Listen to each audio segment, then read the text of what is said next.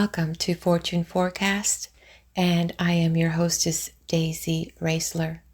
Glad that you can join me for this new book that we're breaking in, and it is titled The Science of Getting Rich by Wallace Wattles.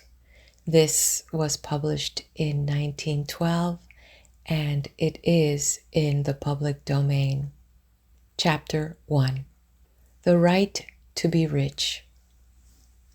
Whatever may be said in praise of poverty, the fact remains that it is not possible to live a really complete or successful life unless one is rich. No man can rise to his greatest possible height in talent or soul development unless he has plenty of money. For to unfold the soul and to develop talent, he must have many things to use, and he cannot have these things unless he has money to buy them with. Man develops in mind, soul, and body by making use of things, and society is so organized that man must have money in order to become the possessor of things. Therefore, the basis of all advancement for man must be the science of getting rich. The object of all life is development, and everything that lives has an inalienable right to all the development it is capable of attaining. Man's right to life means his right to have the free and unrestricted use of all the things which may be necessary to his fullest mental, spiritual, and physical unfoldment, or in other words, his right to be rich.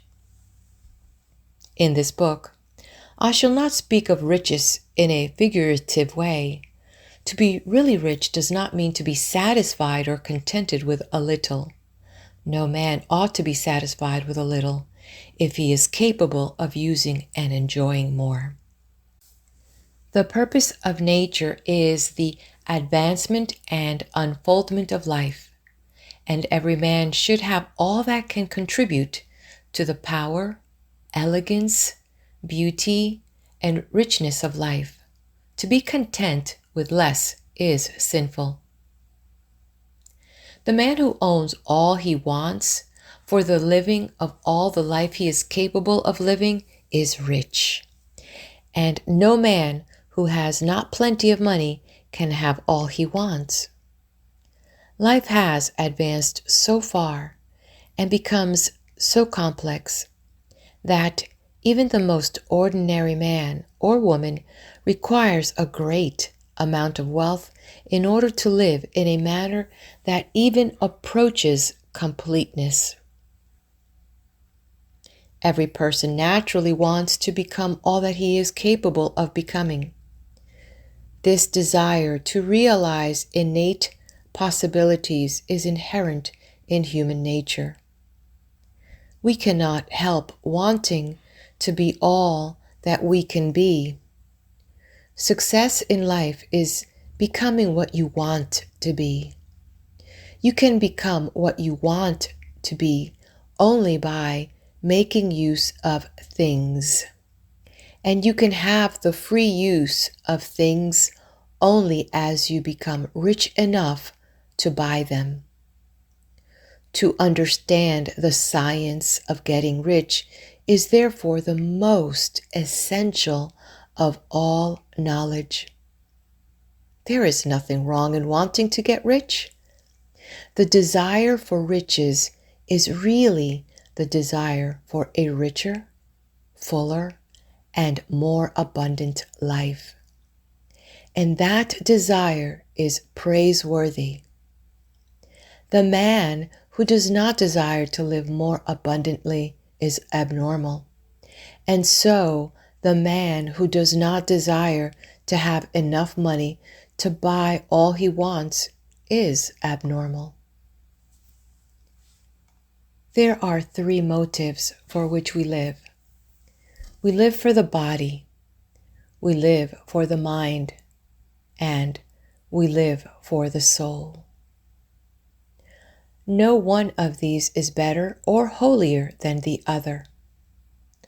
All are alike desirable, and no one of the three, body, mind, or soul, can live fully if either of the others is cut short of full life and expression.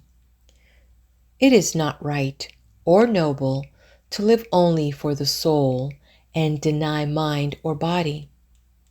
And it is wrong to live for the intellect and deny body and soul. We are all acquainted with the loathsome consequences of living for the body and denying both the mind and soul. And we see that real life means the complete expression of all that man can give forth through body, mind, and soul.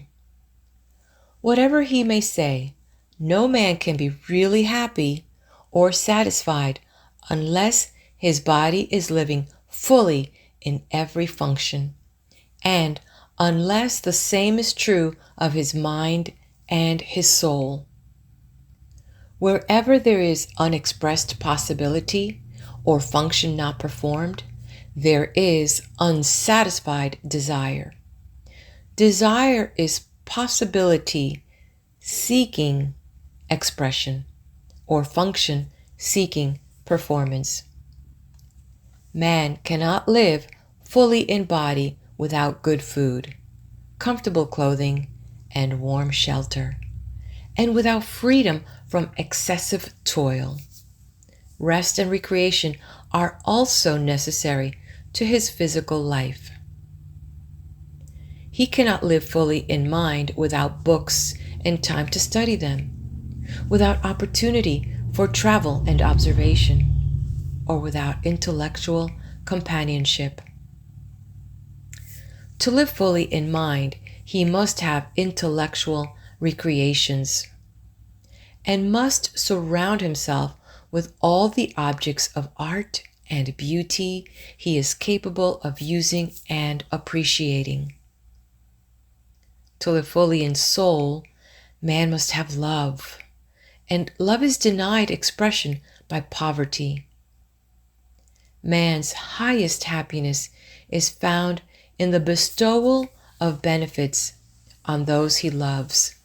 Love finds its most natural and spontaneous expression in giving. The man who has nothing to give cannot fill his place as a husband or father, as a citizen, or as a man. It is in the use of material things that man finds full life for his body, develops his mind, and unfolds his soul. It is therefore of supreme importance to him that he should be rich. It is perfectly right that you should desire to be rich. If you are a normal man or woman, you cannot help doing so. It is perfectly right that you should give your best attention to the science of getting rich, for it is the noblest and most necessary of studies. If you neglect the study, you are derelict in your duty to yourself, to God, and to humanity, for you can render God and humanity no greater service than to make the most of yourself. And this concludes Chapter 1. Are you ready to join me and learn what is this science of getting rich? Let's go ahead and turn the page to Chapter 2.